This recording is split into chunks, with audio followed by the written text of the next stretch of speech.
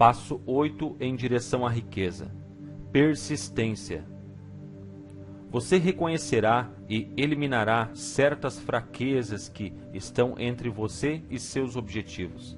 Sua persistência se desenvolverá num poder respeitado, provado e progressivo.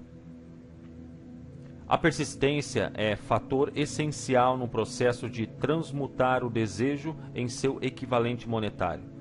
A base da persistência é o poder da vontade. Força de vontade e desejo, se combinados corretamente, formam um par irresistível. Homens que acumulam grandes fortunas geralmente são conhecidos como de sangue frio e, às vezes, cruéis. Muitas vezes são mal interpretados. O que têm é força de vontade, que misturam a persistência, colocando-a por trás dos desejos para assegurar a consecução de seus objetivos. A maioria das pessoas está pronta para alijar objetivos e propósitos, desistindo ao primeiro sinal de oposição ou má sorte. Alguns continuam, apesar de toda a oposição, até a meta. Pode não ter significado heróico a palavra persistência, mas essa qualidade está para o caráter do homem como o carvão está para o aço. A construção de uma fortuna geralmente envolve a aplicação dos 13 princípios desta filosofia. Esses princípios devem ser entendidos e aplicados com persistência por todos os que acumulam dinheiro. Desejo fraco produz resultados fracos. Se você está acompanhando o livro com a intenção de aplicar o conhecimento que oferece, seu primeiro teste de persistência será quando começar a seguir os 6 passos descritos no 2º capítulo, a não ser que você seja um dos 2 em 100 que já tem o objetivo definido na mira e plano definido para alcançá-lo.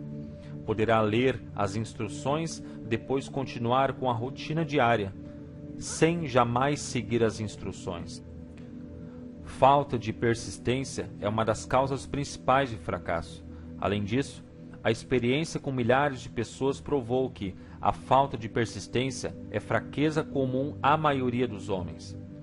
Trata-se de fraqueza que pode ser vencida pelo esforço. A facilidade com que a falta de persistência pode ser vencida dependerá inteiramente da intensidade do desejo de cada um. O ponto de partida de toda a realização é o desejo. Mantenha isso sempre em mente. Desejos fracos produzem resultados fracos, assim como pequena quantidade de fogo produz pequena quantidade de calor. Se você achar que lhe falta persistência, essa fraqueza pode ser remediada ateando fogo mais forte aos seus desejos. Continue a ler até o fim, depois volte ao capítulo do desejo e comece imediatamente a seguir as instruções dadas com relação aos 6 passos. O interesse com que seguir as instruções indicará claramente quanto ou quão pouco você realmente deseja acumular dinheiro.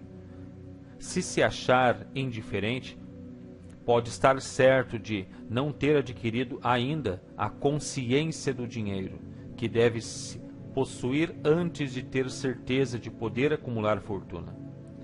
Fortunas gravitam em torno aos homens cujas mentes foram preparadas para atraí-las, com a mesma certeza da água que se dirige para o oceano. Se se achar fraco em persistência, centralize a atenção nas instruções contidas no capítulo sobre o poder. Cerque-se de um grupo de mente superior e, através dos esforços cooperantes dos membros do grupo, poderá desenvolver persistência. Encontrará instruções adicionais para o desenvolvimento da persistência dos capítulos sobre a autossugestão e o subconsciente. Siga as instruções esboçadas naqueles capítulos até sua natureza habitual fornecer ao subconsciente um retrato claro do objetivo de seu desejo. Desse ponto em diante, você não será prejudicado pela falta de persistência. O subconsciente trabalha continuamente enquanto você está acordado e enquanto dorme. A magia da consciência do dinheiro. Esforço espasmódico ou ocasional para aplicar as regras não lhe será de valor algum. Para conseguir resultados, você deve aplicar todas as regras até que sua aplicação se torne hábito fixo. De nenhuma outra forma você poderá desenvolver a necessária consciência do dinheiro. A pobreza é atraída para quem tem a mente favorável a ela, assim como o dinheiro é atraído por aquele cuja mente foi deliberadamente preparada para atraí-lo, e pelas mesmas leis. A consciência da pobreza apossar-se-á voluntariamente da mente que não se ocupa com a consciência do dinheiro. A consciência da pobreza se desenvolve sem aplicação consciente de hábitos favoráveis a ela. A consciência do dinheiro deve ser criada de encomenda, a não ser que se nasça com essa consciência. Entenda o significado total das afirmações do parágrafo precedente e compreenderá a importância da persistência na acumulação da fortuna. Sem persistência, você será derrotado antes mesmo de começar. Com persistência, vencerá. Se alguma vez você já teve um pesadelo, compreenderá o valor da persistência. Você está deitado na cama, semi-acordado, com a sensação de estar sufocando. É incapaz de virar-se ou de mover um músculo. Percebe que deve começar a readquirir o controle sobre seus músculos. Através de persistência e esforço de vontade, consegue finalmente mexer os dedos de uma das mãos. Continuando a mover os dedos, você estende o controle aos músculos de um dos braços, até poder erguê-lo. Depois consegue controlar o outro braço da mesma maneira. Finalmente, adquire controle sobre os músculos de uma das pernas, depois sobre os da outra. Então, num supremo esforço de vontade, readquire completo controle do sistema muscular e safa-se do pesadelo. A dificuldade foi superada, passo a passo. Você tem um guia oculto. Você pode achar necessário safar-se de sua inércia mental por um processo semelhante, movendo-se lentamente a princípio, aumentando a velocidade depois, até adquirir o controle total sobre a vontade. Seja persistente por mais vagarosamente que se mova. No começo, com a persistência virá o sucesso. Se escolher seu grupo de mente superior, com cuidado, terá nele pelo menos uma pessoa que o ajude a desenvolver a persistência. Alguns homens que acumularam grandes fortunas fizeram-no por necessidade. Desenvolveram o hábito da persistência por terem sido tão perseguidos pelas circunstâncias que tiveram de se tornar persistentes. Os que cultivam o hábito da persistência parecem gozar de um seguro contra o fracasso. Não importa quantas vezes sejam derrotados, chegam, no final, ao topo da escada. Às vezes, parece haver um guia oculto, cujo dever é testar os homens através de todas as espécies de experiências desanimadoras. Aqueles que se reerguem após a derrota e continuam tentando alcançam, e o mundo o aplaude. Viva! Sabia que você seria capaz. O guia oculto não permite que ninguém consiga grandes realizações sem passar o teste da persistência. Os que não conseguirem vencê-lo simplesmente não passam no exame. Os que conseguirem vencê-lo são generosamente recompensados por sua persistência. Alcançam, como compensação, qualquer meta que perseguem. E isso não é tudo. Recebem algo infinitamente mais importante que a compensação material, o conhecimento de que toda a derrota traz consigo a semente de uma vantagem equivalente. Derrota, condição temporária. Há exceções a essa regra. Algumas pessoas conhecem, por experiência, a solidez da persistência. São os que só aceitaram a derrota como algo temporário. São aqueles cujos desejos são postos em evidência com tal persistência que a derrota, no fim, se transforma em vitória. Nós que estamos nas linhas secundárias da vida, vemos um número assustadoramente grande dos que são derrotados, para nunca mais se reerguerem. Vemos os poucos que aceitam o castigo da derrota como um impulso para um esforço maior. Esses, felizmente, nunca aprendem a aceitar a marcha, a ré da vida. Mas o que não vemos, o que a maioria de nós nem sequer suspeita que exista, é o poder silencioso, porém irresistível, que vem salvar os que continuam lutando, mesmo em face da adversidade. Se falarmos nesse poder, poderemos chamá-lo de persistência e ficar nisso. Uma coisa todos nós sabemos: se não se possuir persistência, não se alcança sucesso valioso em nenhuma profissão.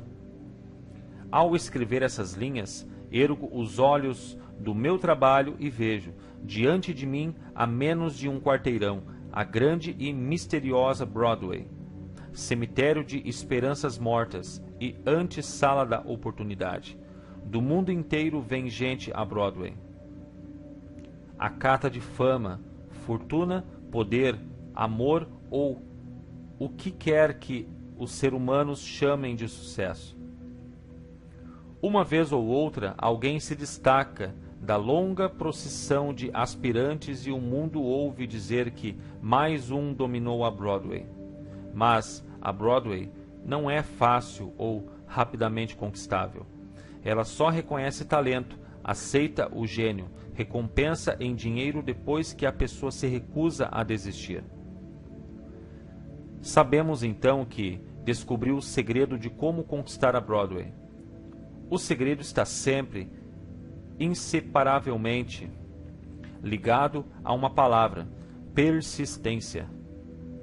O segredo é contado na luta de Fannie Hurst, cuja persistência conquistou a grande Estrada Branca.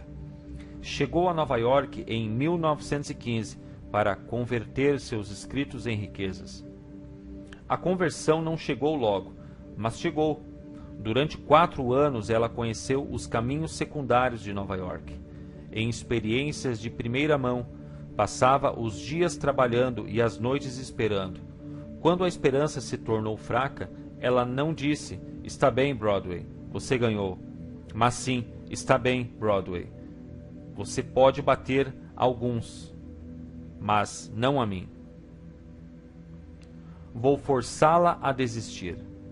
Um editor The Saturday Evening Post enviou-lhe 36 cartões de recusa, antes que ela conseguisse quebrar o gelo e ter um conto aceito.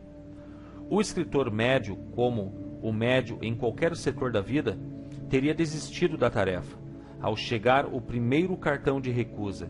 Ela, porém, martelou as calçadas durante 4 anos, porque estava determinada a vencer. Depois chegou a recompensa. Quebrara-se o encanto. O guia oculto testara Fannie Hurst, e ela aguentara firme. Daí em diante, editores abriam caminho à sua porta. O dinheiro chegou com tal rapidez que ela mal tinha tempo de contá-lo. Logo foi descoberta pelo pessoal do cinema e, então, o dinheiro não veio mais como troco miúdo, mas como inundação. Eis uma descrição sumária do que a persistência é capaz de alcançar. Fannie Hurst não é nenhuma exceção. Onde quer que homens e mulheres acumulem grandes riquezas, esteja certo de que primeiro adquiriram persistência. A Broadway dará uma xícara de café e um sanduíche a qualquer mendigo, mas exige persistência dos que procuram grandes prêmios. Kate Smith dirá amém ao ler isso. Cantou durante anos, sem dinheiro e sem preço, diante de qualquer microfone que pudesse alcançar. A Broadway lhe disse: venha conquistar o que quer. Se aguentar. Ela aguentou até que, num dia feliz, a Broadway se cansou e disse: que adianta? Você não percebe quando é derrotada. Por isso, diga seu preço e comece a trabalhar de verdade. A senhorita Smith estabeleceu o preço. Era bem alto. Qualquer um pode aprender persistência. A persistência é um estado de espírito, portanto, pode ser cultivada, como todos os estados de espírito. Baseia-se a persistência em causas definidas, entre as quais temos: 1. Propósito definido. Saber o que se deseja é o primeiro e, talvez, o passo mais importante para o desenvolvimento da persistência. O motivo forte faz superar muitas dificuldades. 2. Desejo. É comparativamente fácil adquirir e manter persistência, ao perseguir o objetivo de um desejo intenso. 3. Autoconfiança. Acreditar na própria capacidade de realizar um plano anima a seguir o plano até o fim. Com persistência. A autoconfiança pode ser desenvolvida pelo princípio descrito no capítulo da autossugestão. 4. Planos definidos. Planos organizados, mesmo que sejam fracos e inteiramente impraticáveis, estimulam a persistência. 5. Conhecimento preciso. Saber que nossos planos são sólidos, baseados na experiência ou na observação, encoraja a persistência. Adivinhação, em vez de conhecimentos, destrói a persistência. 6. Cooperação. Simpatia, compreensão, harmonia com outros tendem a desenvolver a persistência. 7. Força de vontade. O hábito de concentrar o pensamento na formação de planos para alcançar propósitos definidos conduz à persistência. 8. Hábito. A persistência é resultado direto do hábito. A mente absorve e se torna parte das experiências diárias nas quais se alimenta. O medo, o pior de todos os inimigos, pode ser eficazmente curado pela repetição forçada de atos de coragem. Todos os que, na guerra, entraram em serviço ativo sabem disso. Inventário de persistência em 8 itens. Antes de abandonar o assunto da persistência, faça um auto-inventário, determinando o que lhe falta, se é que lhe falta nesse setor de tão essencial qualidade. Meça-se corajosamente, ponto por ponto, e veja quanto dos 8 fatores de persistência lhe faltam. A análise pode levar a descobertas que lhe darão um novo poder sobre si mesmo. Aqui encontrará os verdadeiros inimigos que se colocam entre você e realizações de valor. Encontrará não só os sintomas indicativos da persistência fraca, como também as causas subconscientes, profundamente arraigadas dessa fraqueza. Estude cuidadosamente a lista e encare-as com coragem, se realmente deseja saber quem é e o que é capaz de realizar. São essas as fraquezas que devem ser vencidas por todos aqueles que acumulam riquezas.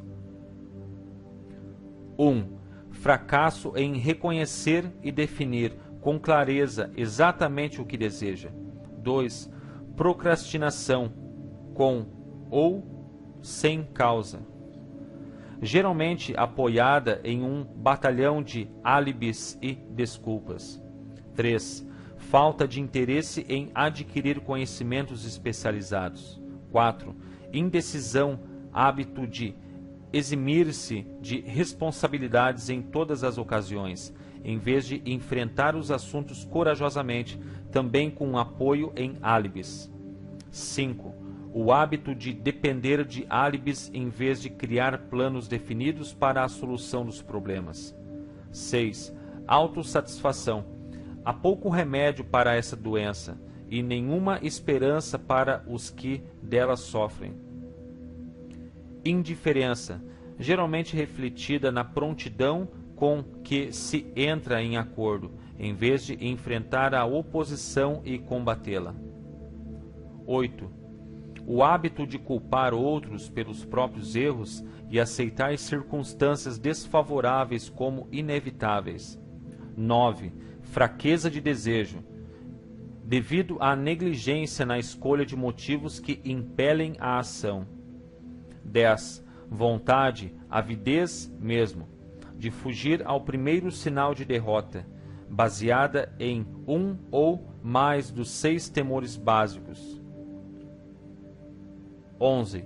Falta de planos organizados, por escrito, onde possam ser analisados. 12. O hábito de não mudar ideias ou de agarrar uma oportunidade quando ela se apresenta. 13. Ansiar em vez de desejar. 14. O hábito de aceitar a pobreza em vez de procurar riquezas. Ausência geral de ambição de ser, fazer e possuir. 15. Procurar os atalhos para a riqueza, tentar receber sem dar o justo equivalente. Geralmente isso se reflete no hábito de jogar à espera de grandes negócios. 16. Medo à crítica, fracasso em criar planos e pô-los em ação, pelo que os outros possam pensar, fazer ou dizer.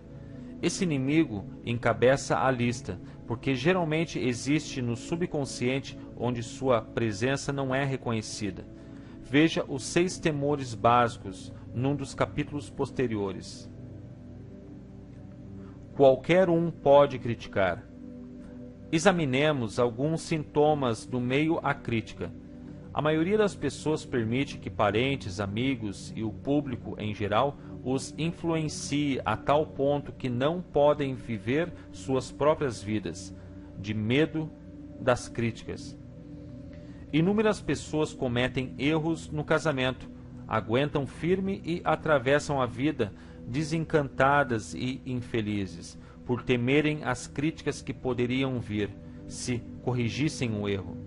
Todos os que sentiram essa forma de medo reconhecem os danos irreparáveis que produz, destruindo a ambição e o desejo de realizar.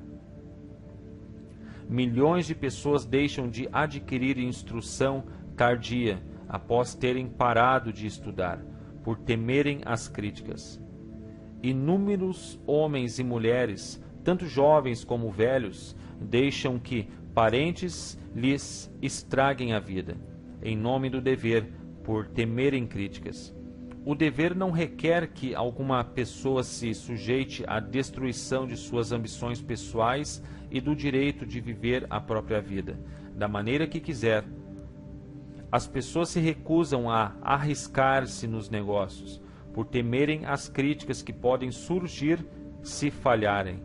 O medo à crítica, em tais casos, é mais forte que o desejo de sucesso.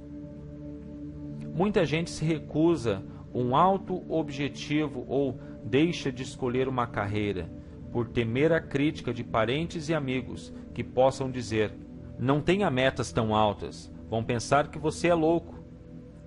Quando Andrew Carnegie sugeriu que eu dedicasse 20 anos à organização de uma filosofia de realização individual, meu primeiro impulso de pensamento foi o de medo. Medo do que as pessoas pudessem dizer. A sugestão deu-me um objetivo bem mais fora de proporção do que tudo que até então concebera. Rápido como um raio, meu espírito começou a criar álibis e desculpas, todas reconhecíveis pelo temor inerente de críticas. Algo dentro de mim dizia: você não pode fazê-lo, a tarefa é grande demais e exige tempo demais. O que pensarão os parentes? Como é que você vai ganhar a vida? Ninguém organizou jamais uma filosofia do sucesso. Com que direito você crê fazê-lo? Quem é você, na verdade, para ter tão alto objetivo? Lembre-se de sua origem humilde. O que sabe sobre filosofia? Vão pensar que você é louco, e pensaram mesmo. Por que é que ninguém fez isso antes? Essas e muitas outras perguntas vieram à minha mente, exigindo atenção.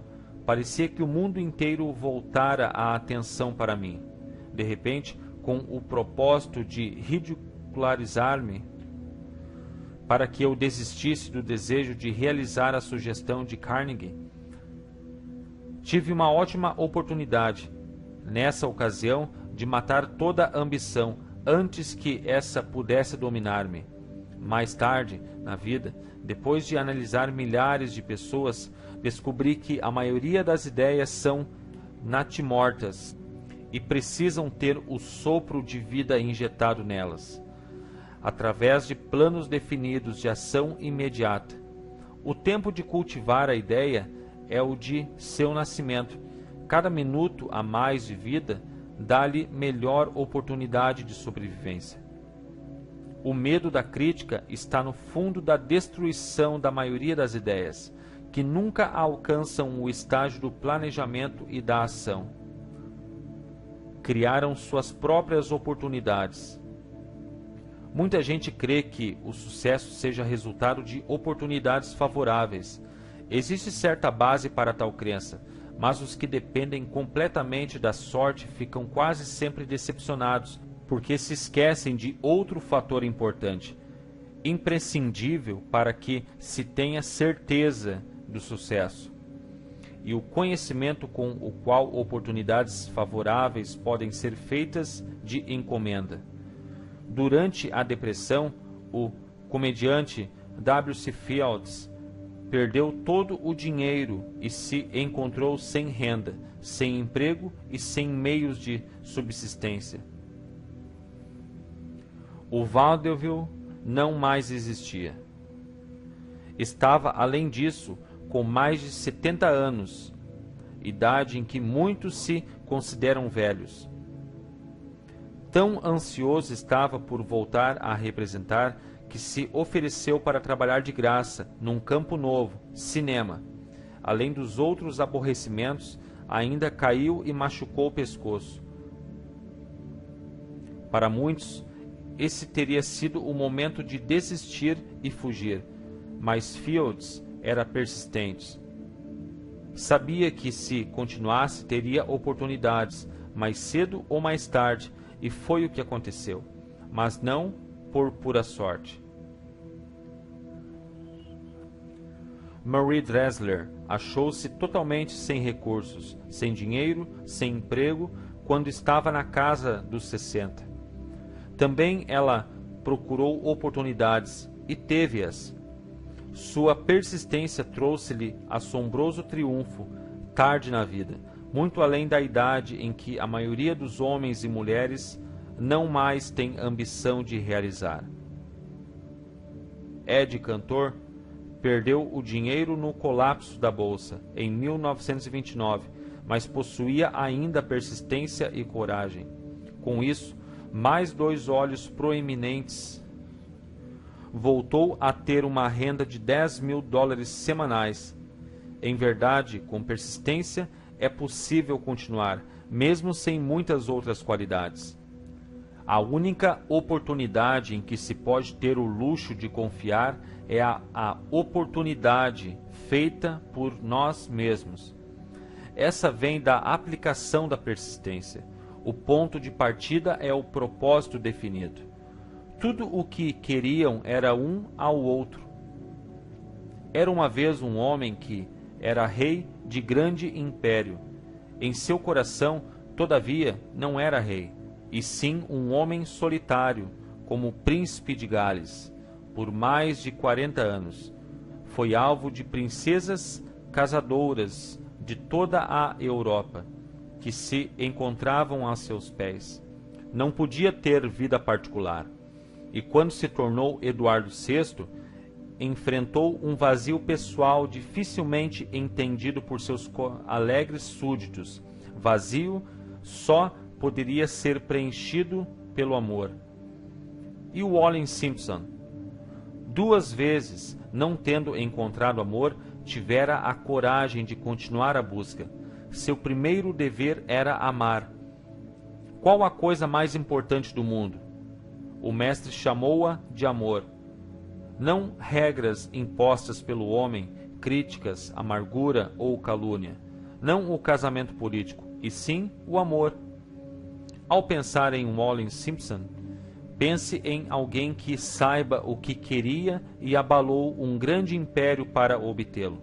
Mulheres que se queixam de que esse mundo é dos homens, que as mulheres não têm oportunidades iguais de vencer, devem a si mesmas estudar cuidadosamente a vida dessa mulher em comum, que, numa idade em que a maioria das mulheres se consideraria velha, conquistou o solteirão mais procurado do mundo. E Eduardo VII? Será que pagou preço alto demais pelo amor da única mulher que quis? Só nos restam conjecturas, mas podemos ver a decisão. Podemos ver que a decisão teve preço, que o preço foi pago e pago abertamente. O Império Britânico deu lugar a uma nova ordem mundial. O Duque de Windsor e sua mulher reconciliaram-se finalmente com a família real. Sua história de amor, de persistência, de um preço pago e amor triunfante parece pertencer à época longínqua. Mas devemos lembrar-nos de que os dois procuraram o maior tesouro do mundo e exigiram-no. Examine as primeiras 100 pessoas que encontrar. Pergunte-lhes o que mais querem na vida, e 98 não serão capazes de dizê-lo. Se os apertar por respostas, alguns dirão segurança, muitos dirão dinheiro, outros felicidade, outros ainda fama e poder. Alguns poderão dizer reconhecimento social, vida fácil, capacidade de cantar, dançar ou escrever. Mas nenhum será capaz de definir os termos ou dar a menor indicação de um plano pelo qual esperam alcançar os desejos vagamente formulados. Riquezas não reagem a desejos, só reagem a planos definidos, apoiados em desejos definidos, através de constante persistência. 4 passos para a persistência. Há 4 passos simples que conduzem ao hábito da persistência. Não exigem grande quantidade de inteligência, nem quantidade especial de instrução, e exigem pouco tempo ou esforço. Os passos necessários são: 1. Propósito definido, apoiado por um desejo ardente de realização. 2. Plano definido, expresso em ação contínua. 3. Mente hermeticamente fechada contra quaisquer influências negativas ou desanimadoras, incluindo sugestões negativas de parentes, amigos e conhecidos. 4. Aliança amistosa com uma ou mais pessoas que nos encorajem a seguir tanto o plano como o propósito. Os 4 passos precedentes são essenciais ao sucesso em todos os setores da vida. O propósito total dos 13 princípios dessa filosofia é capacitá-lo a dar tais passos como uma questão de hábito. São passos pelos quais se pode controlar o próprio destino econômico. São passos que conduzem à liberdade e independência de pensamento. São passos que conduzem à riqueza em pequena ou grande quantidade. São passos que conduzem ao poder, à fama e ao reconhecimento do mundo. São passos que garantem oportunidades favoráveis. São passos que convertem sonhos em realidades físicas. São passos que conduzem à vitória sobre o temor, desânimo e indiferença. Há uma recompensa magnífica para todos os que aprenderem a dar os 4 passos. É o privilégio de redigir o próprio ingresso, fazendo a vida conceder o preço que se lhe pede. Pode-se obter auxílio da inteligência infinita? Qual o poder místico que dá aos homens de persistência a capacidade de dominar as dificuldades? A qualidade da persistência implanta na mente alguma forma de atividade espiritual, mental ou química, que dá acesso às forças sobrenaturais? A inteligência infinita se coloca ao lado da pessoa que luta mesmo depois que a batalha foi perdida, com o mundo inteiro do lado oposto? Essa e muitas outras perguntas similares surgiram-me na mente ao observar homens como Henry Ford, que começou do nada e construiu um império industrial de vastas proporções, com pouco mais no início que a persistência. Ou Thomas Edison, que com menos de 3 meses de escola se tornou o maior inventor do mundo, convertendo a persistência na máquina de falar, na máquina de filmes e na luz incandescente, para não mencionar meia centena de outras invenções úteis. Tive o feliz privilégio de analisar tanto Edison como Ford, ano após ano, num longo período de anos. Daí a oportunidade de estudá-los de perto, o que me faz falar com conhecimento de causa ao dizer que não achei outra qualidade senão a persistência em nenhum deles que, mesmo remotamente, sugerisse a fonte principal de suas realizações. Consideremos, por exemplo, a estranha e fascinante história de Maomé. Analisemos sua vida, comparando-a a homens de realizações nessa época moderna de indústria e finanças, e observemos como todos eles têm um traço predominante em comum: a persistência. Se você está vivamente interessado em estudar o estranho poder que dá potência à persistência, leia uma biografia de Maomé, principalmente a de Essad Bey. Essa breve apreciação do livro, feita por Thomas Sugri no Herald Tribune, fornecera uma amostra do que irão saborear os que consagrarem o tempo necessário à leitura da história toda de um dos exemplos mais assombrosos do poder de persistência que a civilização conhece. O último grande profeta. Apreciação de Thomas Sugri. Maomé era profeta, mas nunca fez nenhum milagre. Não era místico, não possuía instrução formal e só começou sua missão aos 40 anos. Ao anunciar-se como mensageiro de Deus, trazendo as novas da verdadeira religião, foi ridicularizado e rotulado de lunático. Crianças passavam-lhe a rasteira e mulheres jogavam-lhe sujeiras. Foi banido de sua cidade natal, Meca, e seus seguidores privados dos bens e mandados ao deserto, para junto dele. Depois de ter pregado durante 10 anos, nada mais pode apresentar senão desterro, pobreza e ridículo. Entretanto, antes que outros 10 anos se passassem, era ditador da Arábia, governador de Meca e líder de nova religião mundial, que se alastraria até o Danúbio e os Pirineus. Antes de exaurir o ímpeto que ele lhe dera, esse ímpeto era triplo: poder de palavras, eficácia da oração e o parentesco do homem com Deus. Sua carreira não tinha sentido. Maomé nasceu de membros empobrecidos de uma família importante de Meca. Meca, encruzilhada do mundo, abrigo da pedra mágica chamada de Caaba, grande cidade do comércio de todas as rotas comerciais, por ser anti-higiênica, mandava suas crianças para o deserto para serem criados pelos beduínos.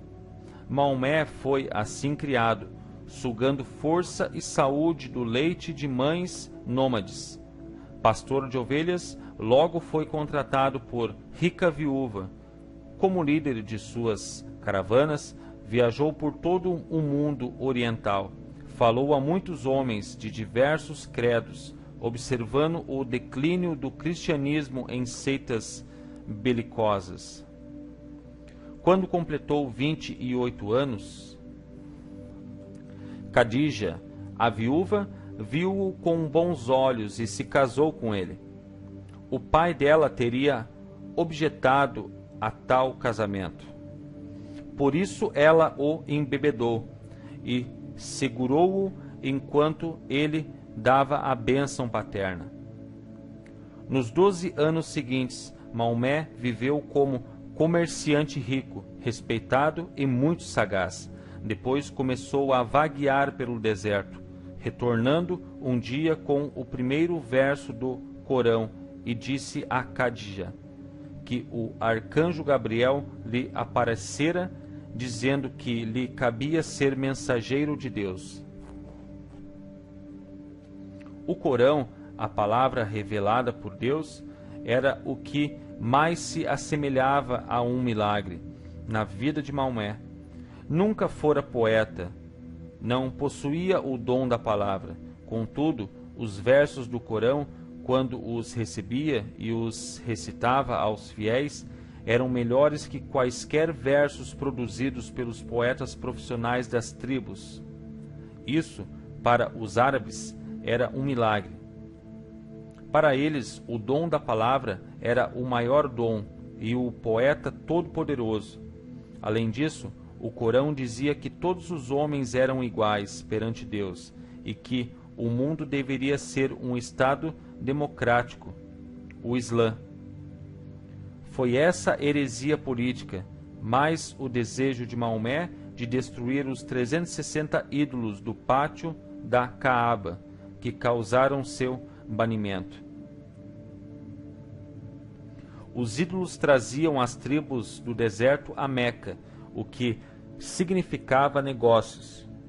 Por isso, os comerciantes de Meca, os capitalistas, dos quais Maomé fizera parte, caíram sobre ele. Retirou-se então para o deserto e proclamou a soberania sobre o mundo. A ascensão do Islã começou.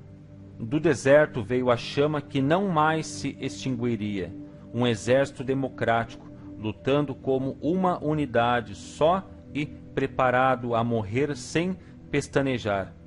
Maomé convidara judeus e cristãos a unir-se a ele, pois não estava criando uma nova religião. Chamava a todos os que acreditavam num único Deus para que se unissem numa única fé. Tivessem os judeus e cristãos aceito seu convite, o Islã teria conquistado o mundo. Não o fizeram, nem sequer aceitaram a inovação de Maomé, de uma guerra mais humana. Quando os exércitos do profeta entraram em Jerusalém, ninguém foi morto por causa da fé professada. Séculos depois, quando os cruzados entraram na cidade, nenhum homem, mulher ou criança muçulmana foi poupada.